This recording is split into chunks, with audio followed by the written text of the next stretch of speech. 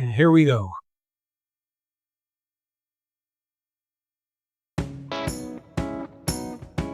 Welcome to the 1320 Books, a weekly discussion of the books I will read from now until I turn 90 in 25 years. I'm your host, Sean Dwyer. This is the inaugural post of the 1320 Books. Today I'll explain the premise of this podcast and encourage you to follow my goal to read at least one book per week. Welcome to the very beginning of the 1320 Books, a podcast presented by me, Sean Dwyer. I am an author. I have published a memoir called A Quest for Tears, Surviving Traumatic Brain Injury, regarding my own brain injury. I'm also a novelist, and I have had numerous short stories anthologized. Now, why do I want to do a podcast about books? Well, I have been an avid reader since I first read Run, Jane, Run. And throughout elementary school, I scavenged both the school library and the public library and read as many books as I could. All the way through high school, I always had a couple of books going that I carried around with my textbooks, and when we got done with our work, I would sit and read in the classroom. Now, in ninth grade, at the time when a lot of people read a bunch of the English language canon books, our teacher chose the strategy of having all of the students read one book and do a presentation on it. So I read Darkness at Noon by Arthur Koestler because all of the interesting books had been taken. And at that point, I listened to the presentations, but I didn't read those other books like Alas, Babylon, Lord of the Flies, and I haven't even read The Lord of the Rings, although I've read The Hobbit a couple of times. And we did, as a class, read Brave New World by Aldous Huxley, but that's pretty much the two books that I actually read in that course. And then we did some Shakespeare in high school and read My Antonia by Willa Cather. And then I went off to college where I studied Spanish and Latin American literature. So while I was getting my degrees, that's all I had time to read was books by Borges, Gabriel Garcia Marquez, and Federico Garcia Lorca, for example, Pablo Neruda. And then at that point, when I got out of college, life intervened. I was working, teaching, and too busy to read, if you can believe that. And so about the time I realized I needed to get going on literature, I shouldn't say I didn't read. I should say that I read books that I enjoyed that were often light reading and nothing particularly literary. But then when I was 54, I was in a car accident. I was rear-ended and I had a rather severe traumatic brain injury. And it took me 9 years to regain the ability to retain information when I wanted to read a novel. Therefore, I thought I might never be able to read novels again. But this year, my brain has perked up a little bit in year 10.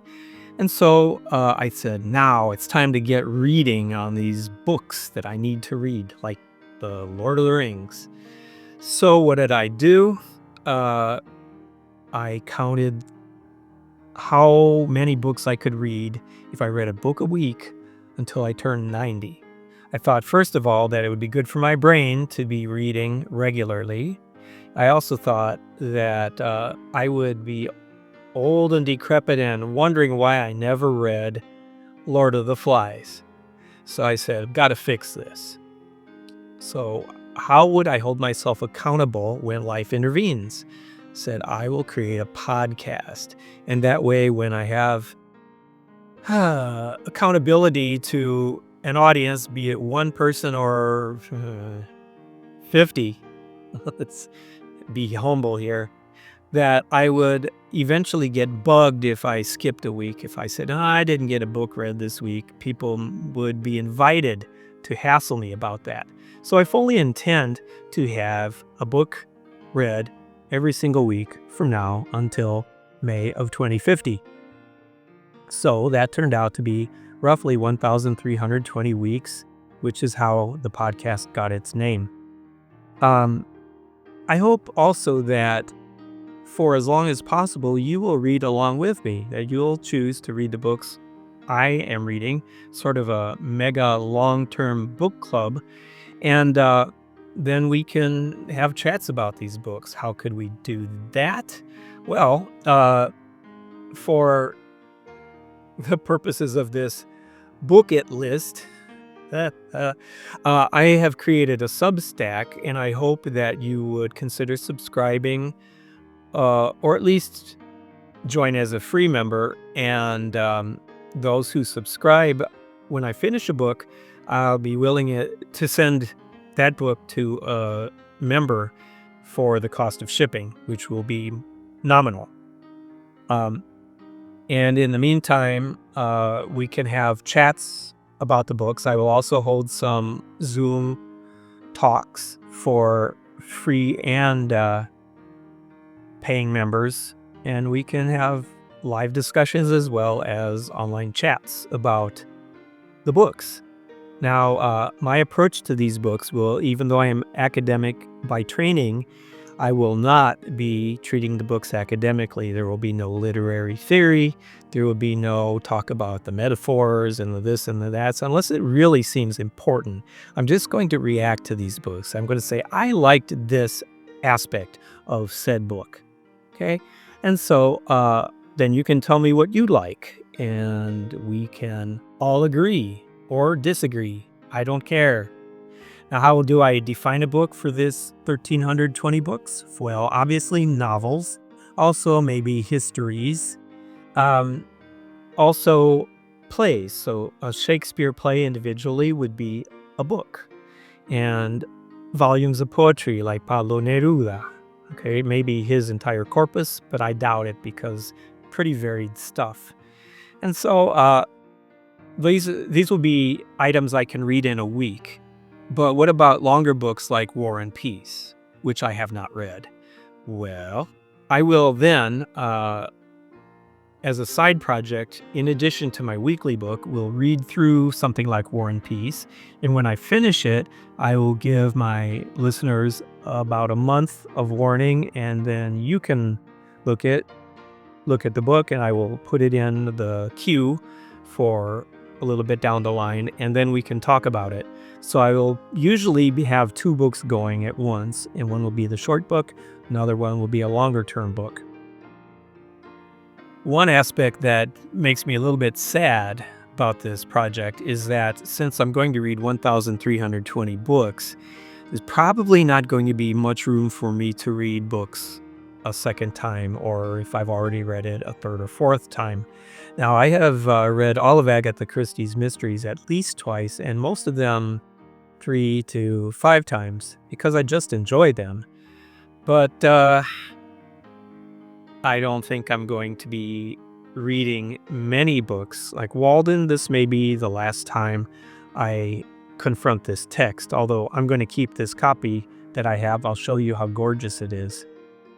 But a lot of books, I will read them, and then I'll pack them up and send them to somebody who has requested it. Okay, so in a sense, this is going to be I have quite a collection of books, and most of this is going to be involved in a Swedish death cleaning of books, because my kids and grandkids will probably just want to give them to Goodwill. So I will start giving them to people who want them right now to develop some, wait for it, goodwill. So that's what's going to happen over the course of the next 25 years here. Sounds like a long time, but believe me, I know what 25 years is, and that's not long.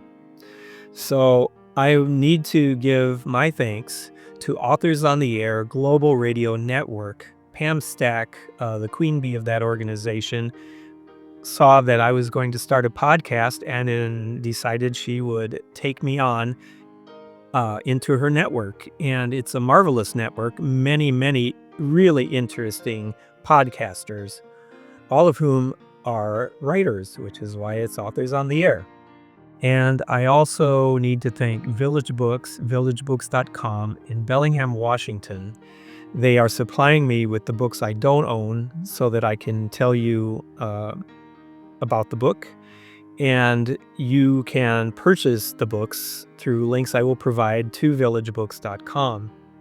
And also, I have a relationship with Village Books. I run an open mic there the last Monday of every month at 6 p.m. Pacific time.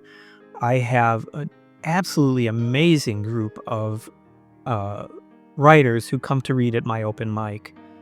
Some seasoned pros, some new people with great gifts. And so feel free to go to villagebooks.com, find the Zoom link, and join me on the last Monday of the month, unless otherwise noted, which would be Memorial Day and Thanksgiving. Now, I also want to let you know that if you're in Bellingham, Village Books has an incredible variety of support groups, critique groups for writers, and amazing programs for readers. The Readings Gallery is always full of really good authors who have come to town. It's a mecca of sorts to read from their works. So please do avail yourselves of Village Books, and also check out all the other podcasters on Authors on the Air Global Radio Network. I'm proud to be part of that organization. So, what do we have coming up? We are going to look next week at Walden. And as you can see, this particular edition has amazing art in it that was commissioned specifically for this edition. And I'm going to keep the book. The other book I'm looking at is the 60th anniversary edition of Fahrenheit 451. That will be week number 2, January 18th. This particular edition has an introduction by Neil Gaiman, which I have not yet read. So those are the first two, and each week I will remind you of the next week and the week after what's going to be coming up so that you can read ahead and be prepared to discuss the book, or at least listen to my thoughts on it and compare them to yours. And then you can comment on the Substack chat about what you think of the work. So that's what I have for now. I'm grateful that you came along. I look forward to seeing you next week. If I can persuade you to come back, we're going to have a lot of fun over the next 25 years. Think of how old you are now and 25. And that's when I might blow out the candle on this particular podcast. We will see. Thank you.